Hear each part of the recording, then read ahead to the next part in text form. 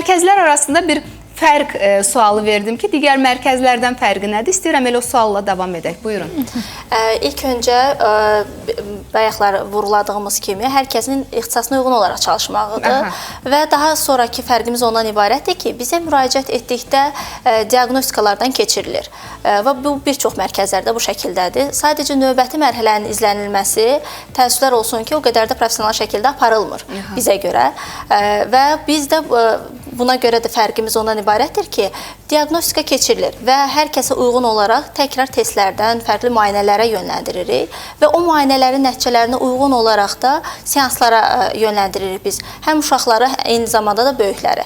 Daha sonraki mərhələlərdə isə biz hər həftə mütəxəssislərimizdən seansdan görüntülər istəyirik ki, seansda görüntülər və yaxud onların keçdiyi proqramlar olsun, aylıq hədəfləri, hesabat şəklində bir ayın tamamında daha sonra biz onlardan həm valideynlərdən, həm də mütəxəssislərdən hesabat istəyirik ki, bir ayın sonrasında biz nə kimi nəticələr əldə eləmişik. Əsas məsələ nəticələr olur. Bəli, nə kimi nəticələr əldə eləmişik. Bu da sözsüz ki, istər şöbə müdürümüz, istər bizlər tərəfindən aparılır.